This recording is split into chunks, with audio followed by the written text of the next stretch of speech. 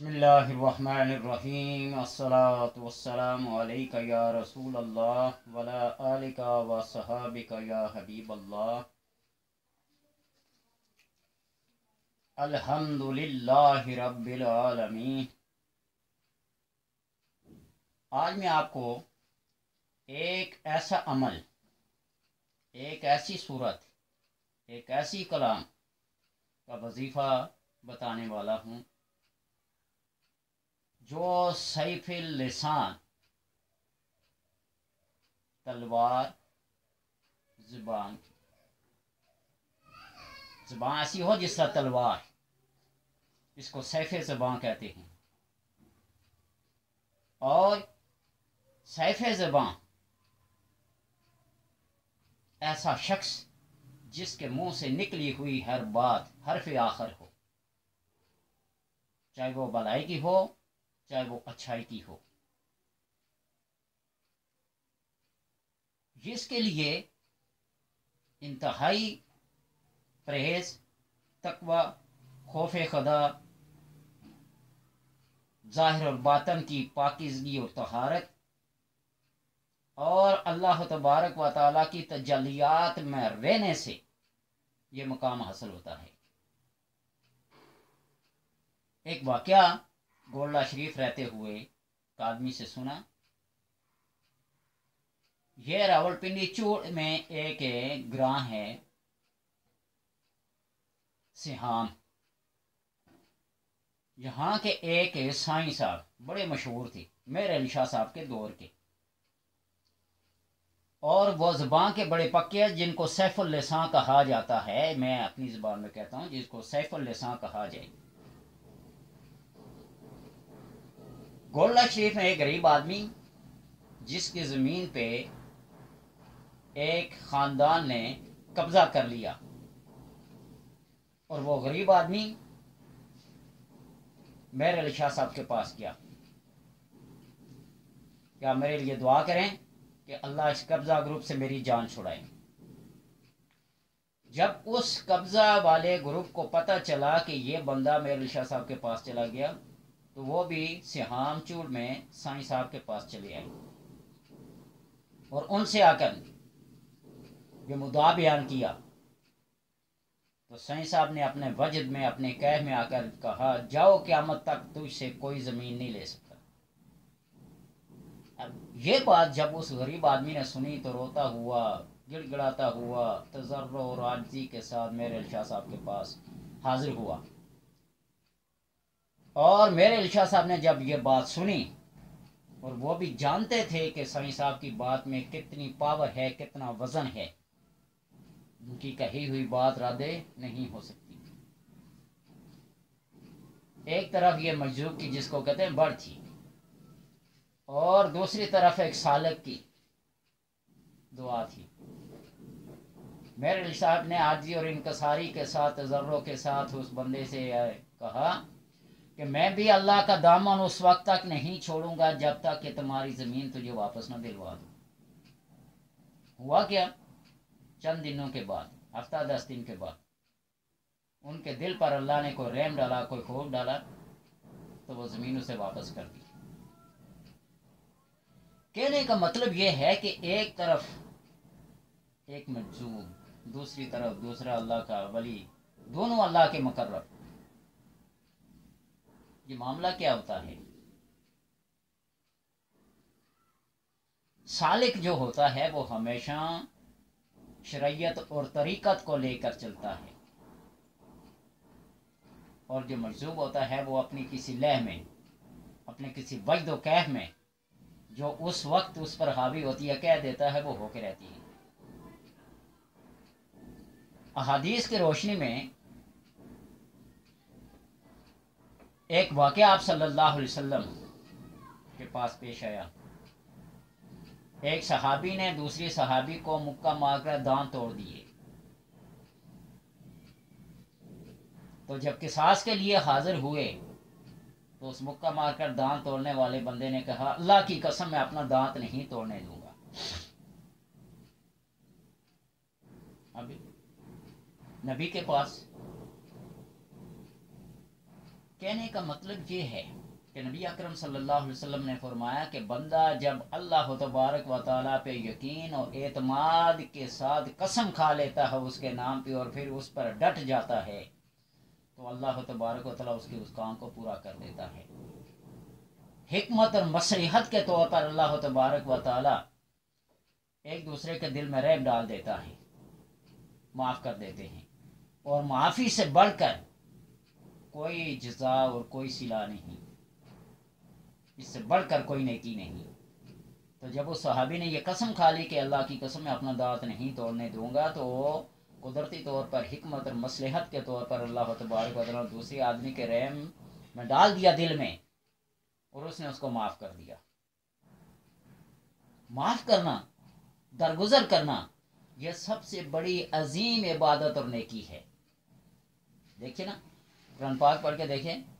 अल्लाह तबारक व तआला ईसा अलैहिस्सलाम के बारे में फरमाते अअंता कुल्ता लिन्नासि इत्तखिज़ूनी व उम्मी इलाहैन मिन दूनिल्लाह, क्या तुम और तुम्हारी वालिदा ये कहा करते थे लोगों से कि हमारी पूजा करो अल्लाह के अलावा। ईसा अलैहिस्सलाम अल्लाह से इरशाद फरमाएंगे जो तू जानता है वो मैं नहीं जानता, मैंने ये बात नहीं कही। मादुम तो हय्या, जब तक मैं जिंदा था मैंने ये बात नहीं कही, हाँ मेरे मरने के बाद अगर कही हो तो उसका कुंतु अलैहिम शहीदा, कुंत अलैहिम शहीदा, तू उन पर गवाह है, इस बात को मैं नहीं जानता। यानी एक मकालमे की सूरत में आखिरी जवाब ईसा अलैहिस्सलाम का क्या होगा, इन तो अज़िबहुम फ़इन्नहुम इबादुक, अगर तू अजाब देता है इलाहुल आलमीन तो किसको अजाब देगा, इबादुक अपने बंदों को, मैं तो तेरा बंदा हूँ। वाइन तगफिर लहुम, और अगर तो उनको माफ़ कर दे, फइन्नका अंतल अज़ीज़ुल हकीम, तू अजीज़ भी है हकीम भी है। आप सल्लल्लाहु अलैहि वसल्लम नमाज के दौरान में जब ये आयत पढ़ रहे थे, हदीस में आता है 100 दफ़ा तकरार हुआ, एक वजद में, एक कैफ में, एक ज़र्रो और आजी और इनकसार में रो रो कर सीना यूं ऐसे उबल रहा था जिस तरह हांडी उबल रही, गड़गड़ाहट की आवाज़ हो रही है। और आप सल्लल्लाहु अलैहि वसल्लम से मेहरबान ज़ात कौन सी हो सकती है अपनी उम्मत के लिए। कहने का मतलब ये है कि जब अल्लाह के बंदे अल्लाह के ऊपर एतमाद करके यकीन करके उसकी कलाम को पढ़ते हो तो अल्लाह तबारक व तआला फिर तुम्हारी उस बात को पूरा कर देता है। मौलाना रूम ने मसनबी में एक वाक़या लिखा है ना कि वो सपेरा बांसुरी के जोर पर जब सांप को क्या करना है, काबू करने की कोशिश करता है, दीन बजा बजा कर उसको एक कैफ में लाता है, एक वजद में लाता है, वो अपने तन मन धन को इस सपेरे के सुपुर्द कर देता है। जब उसको पकड़कर उस कटारी में बंद करता है तो सपेरे से वो कहता है सांप, ये अल्लाह के बंदे, ये जो तुम्हारे मुंह से सांस की वजह से एक आवाज निकल रही है बांसुरी से, ये मेरी रूह की गज़ा है, और इस कलाम को सुनकर मैंने अपना तन मन धन सब कुछ तुम्हारे हवाले कर दिया। लेकिन ए इंसान तू बता कि तूने भी अल्लाह की कलाम को सुनकर अपना तन मन धन उसके हवाले किया है। सोचने का मुकाम है कि जब बंदा रज़ा इलाही के लिए अहकाम शरा, अहकाम खुदाबंदी की पाबंदी करते हुए किताबों पर, रसूलों पर, फरिश्तों पर ईमान लाता है और सिद्क़ के दिल से एक दफ़ा इकरार कर देता है, इन्नल्लज़ीना क़ालू रब्बुनल्लाहु सुम्मा इस्तक़ामू ततनज़्ज़लु अलैहिमुल मलाइका, जिस बंदे ने कह दिया ना कि अल्लाह हमारा रब है और फिर इस पर कायम रहे, ततनज़्ज़लु अलैहिमुल मलाइका, अल्लाह के फरिश्ते उन पर नाजिल होते हैं सुकून लेकर, इत्मीनान लेकर, रहमत लेकर, बरकत लेकर। क्या चलना, अल्लाह तख़ाफू वला तहज़नू व अबशिरू बिल जन्नति अल्लती कुंतुम तुअदून, ना तुम्हारे ऊपर कोई खौफ होगा ना गम होगा, और तुम्हें बशारत देते हैं उस जन्नत की जिसमें तुम दाखिल होगे, जिसमें नेमती नेमते हैं। तो बहरहाल वो कौन सी कलाम है, वो कौन सी सूरत है, उसका तरीक़ाकार क्या है। सूरह फातिहा سورہ فاتحہ کو اس ترتیب کے ساتھ 41 دن پڑھا جائے، ہر نماز کے بعد، ہر ایک نماز کے بعد 101 بار، جگہ وقت کی پابندی کرتے ہوئے، جگہ بھی وہی ہو، وقت بھی آگے پیچھے نہ ہو، یہ نہ ہو کہ زور کی نماز کو 10 منٹ آگے 10 منٹ پیچھے 15 منٹ آگے پیچھے دائیں بائیں ایسے ویسے کرتا رہے۔ ایک وقت مقررہ پر، وقت معین اور جگہ خاص مخصوصہ جس کے اوپر بیٹھ کر یہ پڑے گا، جس جگہ پر 41 دن تک 101 مرتبہ ہر نماز کے بعد،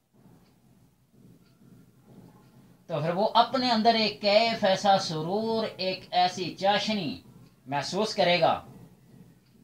کہ جس کا اندازہ وہی لگا سکتا ہے، کوئی دوسرا نہیں۔ وہ ایسے کیف میں آ جاتا ہے، ایسے وجد میں آ جاتا ہے، ایسی انوار اور تجلیات کی کیفیات اس بندے پہ نازل ہوتی ہیں، جس کی وجہ سے اللہ تبارک و تعالیٰ اس کو اپنے دامن رحمت میں لے لیتا ہے۔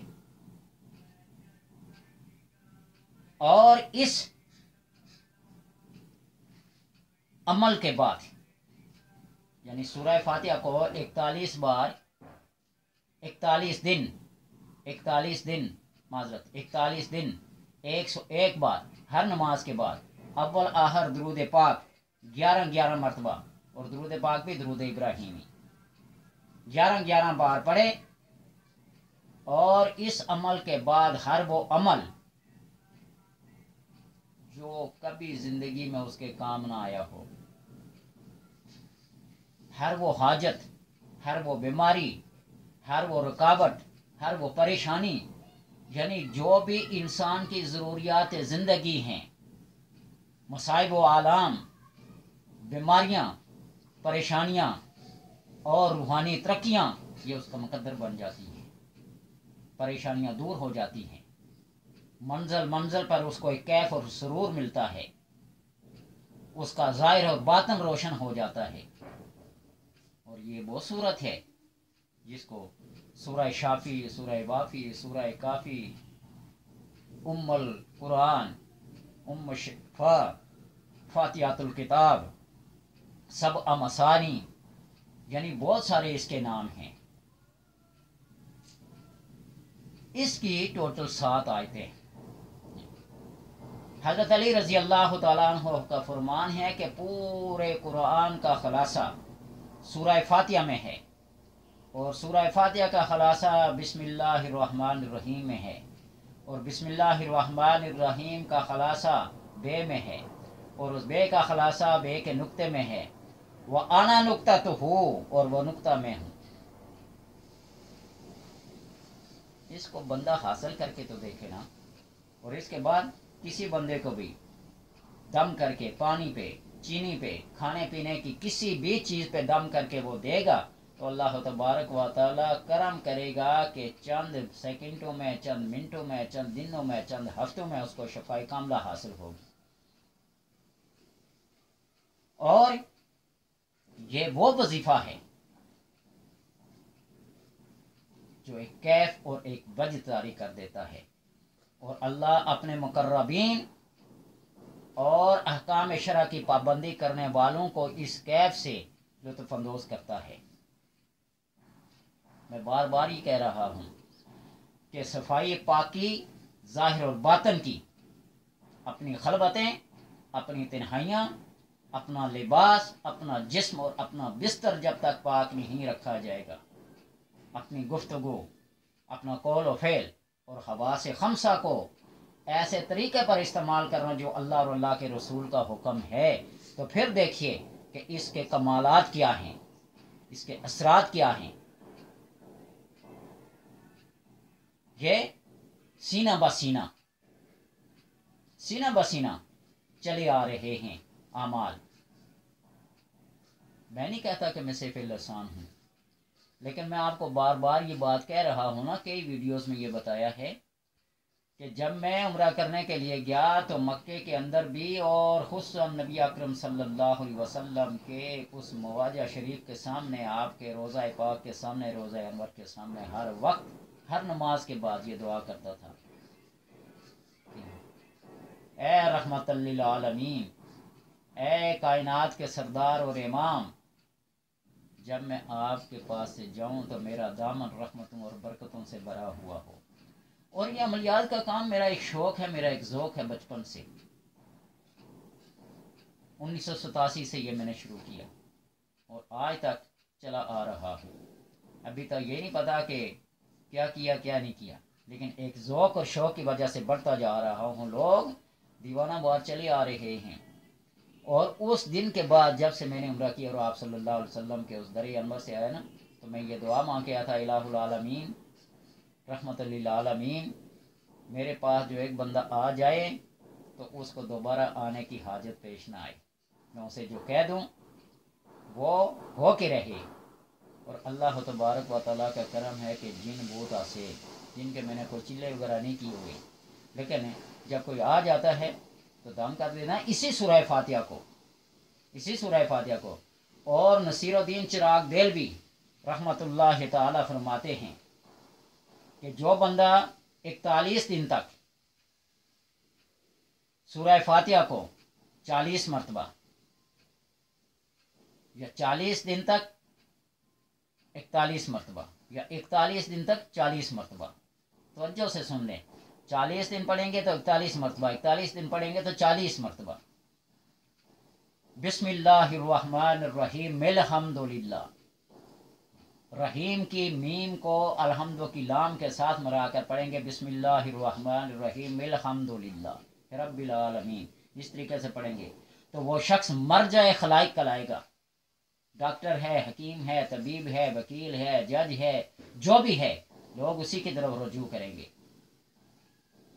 اور اس وظیفے کو، اس عمل کو اللہ کے کرم سے میں نے 40 دن، پھر 40 دن، پھر 40 دن، کئی دفعہ اس کو کیا ہے۔ جو بھی آتا ہے، کوئی روحانی، کوئی جسمانی، سیب، سحر، آسیب وغیرہ، جس مرض کا بھی مریض آتا ہے بس اسی سورہ فاتحہ سے کام چلتا ہے۔ بابا فرید الدین گنج شکر رحمۃ اللہ تعالیٰ فرماتے ہیں کہ جس شخص کو کوئی حاجت پیش آئے، سورہ فاتحہ کو پڑھے، اور جب اس آیت پہ پڑھے ایاک نعبد و ایاک نستعین، اس کو 3 مرتبہ تکرار کے ساتھ پڑھی،